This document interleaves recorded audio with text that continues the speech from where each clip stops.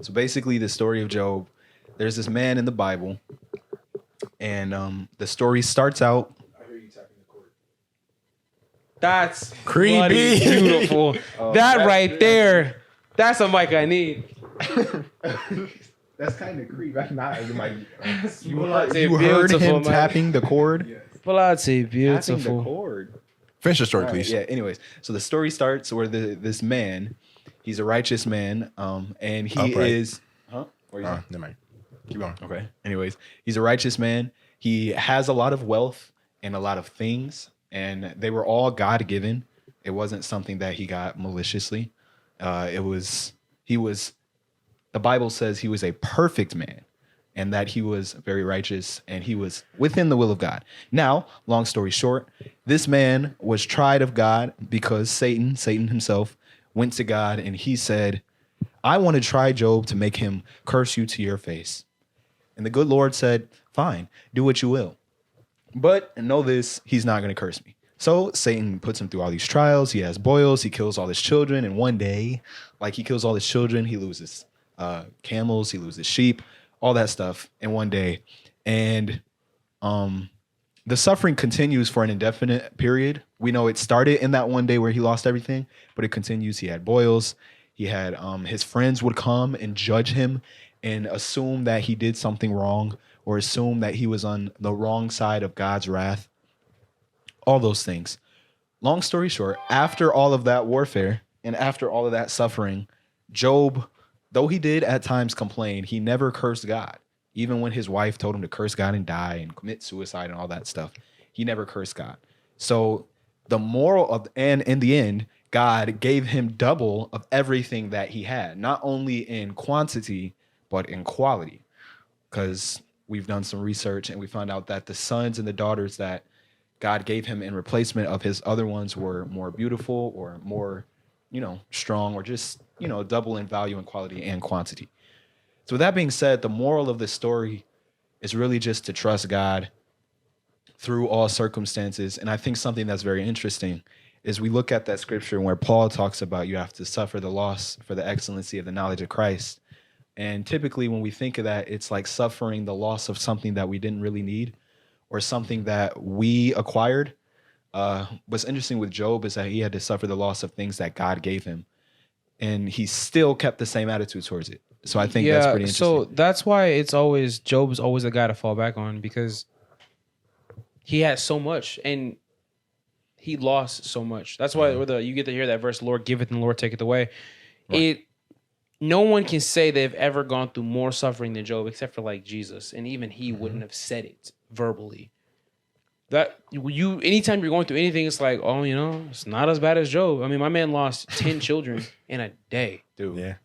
I mean, and like, think about what that does to you mentally. There's an old saying: no parent should ever have to bury their child. But a child should have to bury their parent. Mm-hmm. My man had to bury all his entire family. Not heritage, lineage. My man had to bury his entire lineage in a day. Yeah, but I think the God knew it could be Job. Like God knew how he created Job and knew that no matter what he took from Job, he knew that Job would stay and trust in God and keep believing that it all had a purpose to it. No, absolutely. That's because when the first conversation between the Lord and Satan was, he only does all this because of what you gave him. So fine, take away everything. And then he took away everything. He's still serving him. He's like, fine, touch his body, but don't touch his soul. When you take, Satan thought he took away everything from Job, but everything to Job was God, and you can't take God away. True. So that's why he could survive that. When you get to that point of, well, nothing matters without God, so God is everything. You can never have anything stolen from you. I think that's the other moral of the story. Like a lot of times emphasis is put on, do we trust God or do you trust God enough? But honestly, it's supposed to go both ways. As in any relationship, can God trust you? And I think Job really exemplifies that truth and that idea where, you're supposed to trust God and rightfully so, but you also need to be consistent and reliable and faithful enough that he can trust you as well. Yeah, I'm not denying that. But it's like some people will be like, oh, when you bring it today's day and age, like certain things you can't do without having something. You can't necessarily live life without credit, right? But it's like, so that's when everyone says, "Oh, I don't think Job would have in today's day and age." It's like, his camels, his donkeys, his everything was essentially like monies, cars, houses. That was everything was being taken away from him constantly. Like the emotional warfare he had to go through, the physical warfare he had to go through. I mean, dude, when you have, I mean, I have eczema, but when you have boils all over your body, Dude. you can't Dude. sleep ever. You can't do anything. Like, not only essentially. not sleep, you can't, like, we're all sitting down right now. You can't do that. No, You yeah. can't. And then imagine standing up hurts too, because if you have boils on your feet, then it's like there's no Yeah. relief to that. And then to have the not only mental warfare of having all your kids away, but the emotional warfare. A woman you swore to love till Bruh. death do you part. Bro, she was tripping. Who swore that she loved God as much as you did. Who swore she loved God more than she loved you, which is what you want. For her to just be like, well, curse God and die, but not her. She's not gonna curse God and die. You Because all this stuff is happening to you. Literally, that is like one of the most important things I noticed about that story. Is that like when people are ready to give up, they always suggest you do something stupid, but not them. True. And I'm like, You try it, and if it right, doesn't work, exactly. I won't like, try it. Like curse God and die me, and you're just gonna sit there and watch me? Like no Yes. comfort. Yes, I like will. what? You're my wife. You're supposed to be there to help me through this. If nobody else, if all those other 3 guys that keep claiming I'm in sin, you're supposed to be the one to be like, it's gonna be all right one day. That- and you come and say, curse God and die. Like That's, useless. that's a good question. Like, how was she before the situation? Like, what type of wife was she before he started suffering? Job was a good guy all around, so clearly she had to have been a good. I mean, for him to see good in her, she had to have been something That great, well, high and mighty. well, Abigail was wise and Nabal was a fool.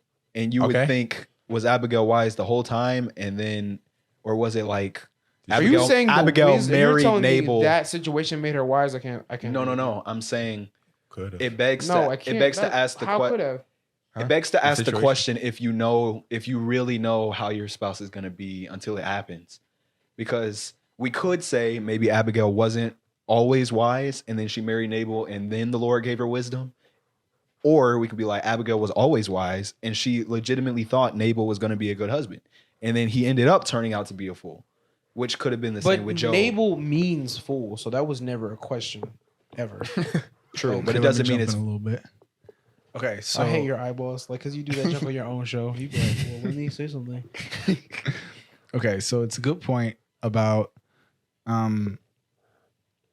his wife. It's actually a good point about his whole family prior to the situation, right? Now, when it came to the test, right, we know Job was put to the test. It was his job to pass the test. Not his family's per se. Now, he was losing his entire family, but the rules were he couldn't lose his soul. You know, Satan couldn't touch him. Yeah. He could touch his family, couldn't touch him. Yeah.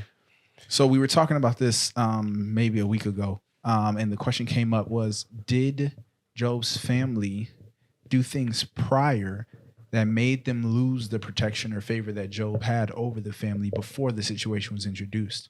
So when Satan came and said, hey, you know, I would like to test them, and God was like, you know, I've already turned most of them to a reprobate mind, so sure, take them out. That's an interesting thought.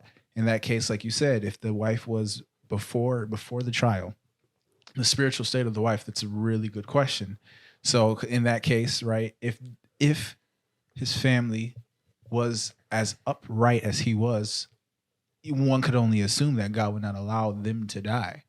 So, But I don't think his family was ever as upright as him. Be that as it may, him the favor he has with God would shield them. I mean, we've heard that over the pulpit way too many times. So sure, maybe they had a reprobate, and maybe the reason why it was so easy for the devil to kill them is because how bad they were. But be that as it may, for how faithful Job was as a servant, that right there was a shield and protecting. That's literally what happened to Lot. Lot was never a good dude, or he was never a good man. I don't know how he was a child. I mean, because when you're a child, it's different between raised, saved, and being saved. But because of Abraham's prayers, not only was he constantly protected, but when his life and his entire people, Sodom and Gomorrah was a people. It wasn't just a city. When his entire people were going to be destroyed, he got saved. Yeah, but I think that's a different situation. It's not really. Because- it's all because about Jo- favor that God has for you. Yes, but Job's was a test. Abraham was just doing that out of his own heart. Like Job was literally being tested. Like his heart was being tested. So it would make sense why. It's an interesting point. Lot's daughters were never like nothing would make you infer that they were right, but they were still getting ran out of Sodom and Gomorrah with Lot, and that was both because of Abraham. So I think it's kind of just, and not that Lot was even right himself. He wasn't, because when he asked God, "Can you find at least one?" Lot was in the city at the time. Right. And I'm saying God literally spared. Like, my dude was not a good guy. Right. Like, I what mean, are we talking about? But to your point, like God spared them for Abraham. Horrible So, nose. like, I'm not sure if whether his family was right or wrong is really a point of, not that it's not important, but maybe it would have come either way. I'm saying, and of course I don't know, but I'm saying like whether they were right or wrong or not. Because remember, it said Job made sacrifices for his kids whenever they even came over to the house, just in case they were doing wrong, which would make you think they're double covered because of the favor that Job had, and he's doing extra sacrifices for him. But it's like, but to your point, I mean, it does make sense. Like maybe if they were doing right or doing better, the Lord wouldn't have smote them down.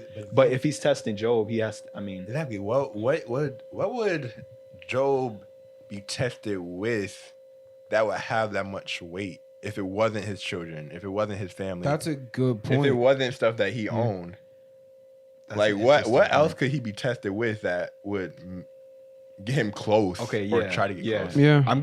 I agree with that because I feel like you don't have to be wrong for the Lord to take you. No. Especially you if don't. he has, especially if he has another plan afterwards. Yeah, his perfect will. I mean, Right. who's to say they didn't go to heaven? That's why with that whole with that Right. with the wife situation, like Abigail's name. Okay, now wait, his wait, wife, wait, wait, Job's wait, wait, wife, wait, wait. I don't know So about Abigail's name, because we brought up Abigail, we didn't know if she was wife before. Abigail's name quite literally means bring joy or father's joy, right? I mean, to bring joy to someone, you have to be wise in some way, shape, or fashion if you're bringing joy, right? And then back then, like generally people lived up to their names, right? I mean, nowadays, bro, like my little cousin's name is Malachi. Malachi was a warrior, bro. My dude is on his tablet, doesn't know how to do nothing for himself. I mean, so Okay. like, we're not living up to our names anymore. Unfortunately, we're not. We're not living up to our names Bro, anymore. he's When's the young. last time He's young, bro. When's the Look at last that time you fought anyone? My man David in the Bible fought whoa, a whoa. bear. When's the and a last tiger. time you went to an wait. island? And When's the last wrote time? Revelation, It's my bro? point. I'm not living up to my name. My name means Yahweh gives favor. What favor do I have? What are we talking about? What favor have I given? What are we talking about? Two Right, but differences. back then, what people lived up to their names. That was their You like. can They, still like live up to your name today. You- I'll let you you continue your can't. point, but you can't. you're screwed, bro. You live in a democracy. There's no monarchy. You're never gonna become Okay. king. I want you to know that now, just in Okay, case you had a see, but dream of then it. That's Oh, it's too late. It's you're over. making you're objectifying He's a all the psalmist. terms when they could He's be a psalmist. when meeting. He is a meeting- psalmist. So he's there Okay, somewhat. no. Maybe, yeah. No. Shoot. But I'm saying Is there an living up- Abigail in your living picture? up to your name is living up to your name can be relative in terms of the terms that person achieved. Okay, but the whole point I was for the sake of the conversation, the whole point I was trying to make was like to bring joy, you have to have some wisdom. And you're not bringing joy without wisdom. If you're always irritable and all that stuff, you're not bringing joy. That's not wise to always be irritable. So I believe she was always wise, and that's why she was able to. Though I mean, because like wisdom plus foolery equals just neutral. I mean, that's the only thing that makes sense. So it's like if she was always calming him down, and I don't know what he was always doing to her, but whatever. So it's like if she would, I think I don't. Does the Bible give Job's wife a name? No. Okay, well I, don't think for her, for him to marry her, he saw something on her. Be that as it may, trials and tribulations can and has changed people throughout the Bible. right. So so though Job considered God everything, and though he lost all his children, we have no idea what that did to her mental psyche. Oh, that's true. And knowing That's true. how much, I mean, seeing that the man is the head of the household, like the man was supposed to have a certain connection with God, or quote unquote greater connection with God. She's not necessarily blaming God for what happened. It just sounds like that she's blaming Job That's what she said. You cursed God and died because this is happening because of you. I lost all 10 of my children. I lost my good name. We lost friends, family members. Okay. We lost everything because of you. So it's not necessary. You can't shift all the blame on her like that. Because she went, what Job was going through essentially, so was she. Just not the physical aspect, but the emotional, mental aspect. She birthed all 10 of them kids, 90 months of labor, and just for them to all be dead in one day. You can't just say, "Oh, she's a horrible woman." Okay. There's nothing good about her. Okay, hold on. So since we're going that direction, is it possible that sometimes men of God can seek God for the right one, for the missing rib, and she be the right one at that time, Yes. Yeah, but not be the right one for where God's taking you? Yes. absolutely. Moses. What's on? There are people who are But supposed to. There are people in your life for a reason, and there's people in life for your season. And sometimes that reason is only to stay for a season, because sometimes you need something at I'll that say- time. We're talking about a wife, though. I'll say yes, No but such thing as wife for a I'll season. say I'll say Hey. yes, but I'll put an asterisk by it. I mean, back then you could have multiple wives. So like, if No, that was no, the rib, no, well, you got a Bro. rib for summer, Look, you got a rib for autumn, Right. you got a rib Keep for switching winter. out. You know, Right. We gotta My guy was we gotta like, mute his audible. mic. We gotta mute it. Yeah. I would say yes and put an asterisk by it because we have proof of that. Like a man of God marries a woman of God, and it's legitimate. It's God's will. And I mean, whether something happened or really anything could happen to where like maybe a spouse dies or something, and then they remarry. It's not like it wasn't God's will for him to be married initially, or that she wasn't the one initially.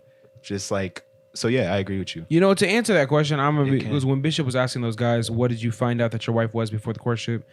I want to be able to find out that my wife is adaptable. If I can't have a chameleon for a wife, I don't want one, because if she's Maybe a little bit different wordage. Wording, yeah. but chameleons are hot, whatever, I don't care. What? So it's an awkward. if I don't care, I'm sorry. Chameleons are hot. chameleons are, I mean, they're on cold-blooded, so they have to be hot to stay alive. So yeah, shut the heck up. Anyways, as I was saying, This as nigga you left rudely interrupted me. So we got no, like you said, polygamy, if a woman- bestiality. That's two if of them. like you said, a woman can be right. Bestiality. Yeah, shut up. Let me cook. Anyways, Let him cook. you said as a woman, can a woman be right at that time but not be right later in life? It's if she's And then not. hold on, as you're answering your preface, how do you avoid picking the one who's just right for this season, not right in the future? How do you find someone that That's maybe not something you want to avoid. Because for instance, it's not that a wife for a season is bad. Because like I said, some But have like married. he said, it's a wife, not. This is not like a fruit that you can swap out at those market. Like, let me finish. Go ahead. So there have been situations, literally, where men of God married the right one, and then maybe the spouse got ill and she died, and that person Oh, I get that point. remarried, and it's not that the first wife That's a was shortcut. not. But yeah, he's saying It's a shortcut because Job's wife didn't die. that's Did she that's die an later? But I'm- easy no, way she out. died towards But the I'm end saying of the like trial. that's. But I'm saying She's just in terms not of. dying. so that you only got one. Okay, wife. so Well, back well, to if my, she's not dying, then she just wasn't the one. okay, then- so but okay, okay, wait, so so If wait, she's not back to my- dying I'm and gonna- she's only seasonal, then she's not the one. I'm gonna answer the question that you gave me, right? But yeah, if you initially can't have it an was a different question. adaptable wife, right, a woman who can adapt to the situations going on, because as Job's wife, as she saw when those kids died, in that moment, there's always a time to grieve. But I mean, even though this was technically Job was one of the first books, Solomon said it the best. We have it flipped. We should rejoice when someone goes home, and weep when someone is born into the world because it's such a bad world. Even though Yes. Job, let's say Job didn't know that, right? True. And that's fine. That's great. That's dandy. But for that time, there's a time to grieve, but there's also a time to get back to work. She should have been adaptable enough to be like, all right, my husband has boils. What can I do to step up? My husband, people are talking trash. Our good name is tarnished. What can I do to build that back up? If you can't have an adaptable wife, and for modern day society, the house is foreclosed on. We have to file for bankruptcy. What can she do to adapt to that situation? Is she gonna sit there and cry about it, or is she gonna do something to make it easier for me to provide for the home. But that's all true, but it wasn't necessarily the initial question. Yeah. Yeah, he said it was He's saying like, how do you choose? I'm saying to avoid that choice, you have to You find have an to make sure adaptable she's wife. adaptable. Yeah. Right. How but do you if do she's that? adaptable, then she's the one. Okay, then what are we talking about? But Then how it's how would not- you how then would you she's not find feasible. out that she is adaptable? That's a good Point. question. How do you Because- find out she's adaptable? But, question. Yeah, I mean, that's- and how do you know that she'll be able to adapt to your situation that you will have? Specifically, True. that's a Because good now question. some people like Because my adaptive wife may not be able to adapt to you. That's a good point. no. No, that's a great point. I'm saying. That's adaptability. I'm not. I'm Hopefully saying not. what if they can't adapt to certain situations? That's the thing you say. What if Even they though can't? they're adaptable. The whole point of not being able to adapt to something is an oxymoron. The whole point of adapting is you're changing something about yourself or something about the situation to alter it so it can fit perfectly. So if you can't adapt, then you've never been adaptable. So adapting is not something that's just past tense. Oh, they were adaptable. No, either you're adapting. I think it can be. It can never adapt. Can never be a past tense ever. It's like abiding. You didn't abided. You're constantly abiding. When you stop abiding, you've never abided in the first place. So we're now hitting the 22-minute mark, and Oh, crazy. I would like to hit a disclaimer on that. None of us are married. However, No one's gonna listen to this. I'm happily married with twins and a girl who was born No one 5 here years is later, married. exactly on their birthday. They were However, all born I on just April like- 14th. just like to disclaim that we have great examples who constantly teach this process over and over and over again to ensure that when the time is right, we do it accurately, and that's where our information comes from. Lastly, I want to shift back to relatability is the part we didn't hit yet. Oh wow, crazy. Job is hard to relate to because a lot of times he was wealthy and then lost everything. People like to use Job to relate to, but he's actually not that easy to relate to. He loses way more than anyone feels like they lose in their life. And usually- That's 100%. That's very true. I mean, Yeah, I'm usually okay. people- I'm okay with dropping a $20 bill. I mean, well, I'm not okay with it, but it's like it's not that hard to swallow a pill of saying, "Oh, I lost a $20 bill." yes, My yes, man yes. basically lost Exactly. like $2 billion So in the matter of like 6 months. So a question A and B, what do we need to do to understand that the minuscule things we sacrifice are really worth nothing for the sake of the kingdom? And then on the second part of that is how do you balance giving away more? It took Job losing quite literally his life. Yeah. Right. So where, how do you understand and define as an individual how much you're willing to lose for the sake of the kingdom? That's the problem. You're considering it a loss. I said it in the very beginning to Isaiah. Got it from my sister. She said that in Divine Discoveries. But Oh. continue. I guess she said she was talking about FAFO or whatever it's called, where you feel like you're missing out. And you feel like you consider that I don't feel like I'm missing And how out. your I feel like- sacrifice turns Yeah, into but I'm not- reasonable service. I'm not even talking about that, but that's a good point. Yeah, Michaela, shout out to Renita. I'm talking about he's okay, praise God, whatever. Shout out to my cousin. Praise the Lord. You happy now? Anyways. I said it to Isaiah in the beginning of this thing. What Satan couldn't understand is he thought he took everything from Job, but God was everything. When you can have everything and realize that not only did it come from God, but even if all of this was gone tomorrow, I still have everything because the one who provided it could either still provide it or give me much more. Because quite literally, that's what God did. He let Satan take away, because the Bible says the Lord gave, the Lord take away. Low key, the Lord did not take away anything from him. Satan did. But for the sake of the conversation, the Lord does give it, the Lord taketh away. Lord took everything and gave it back 100-fold. You can never do more for the Lord than he can do for you. And even if he never did give it back, the very fact that he loved you first, created you, and gave you a world to live on, and gave you the promise that one day all of this pain and strife will go away and you'll be eternally in bliss. When you can realize God is everything, you've lost nothing. That's good, actually. True. Why'd you say actually? Yeah, it's surprising from you, in my opinion. Oh, wow. I'm surprised you're still talking right now. Exactly. You So can't, we're you can't all carry being a surprising conversation. here. We're all being surprising here. I was gonna say something. I just forgot it. That's within, because his Isaiah's a last 2 horrible sentences. person. Yeah. That's No, why. I'm not. I'm doing my thing. I'm trying. Oh, yeah. I didn't say yeah. you were bad I at was this. I gonna didn't say say- you're a horrible person. I was gonna say, so when he said, "How would you know how much you're willing to give up for the kingdom?" To your point, you'll never know until it happens. That's very But true. you'll never get there unless God is everything, like you were saying. Because like sometimes people will give God those stipulations, like I'll give up this for you, I'll give up this for you, I'll give up this for you, and that's all good. But honestly, if you can quantize it, maybe that's not exactly the best place to be in, because then the Satan hears you and he's like, okay, I'll match that and see what you do then. But like the only way that makes it like, what's the word I'm looking for?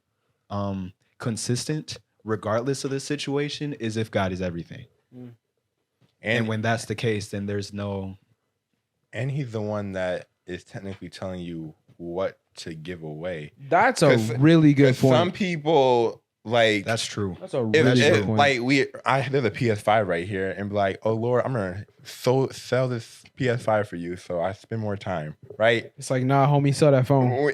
Exactly, God. Exactly, yeah. Because instead of playing the PS5, you're gonna be on TikTok for the next 8 hours. Yep. So you gotta follow what God wants you to give away, and That's not a what you really good want to give point, away. yeah. True. That's That's crazy. important too. Yeah.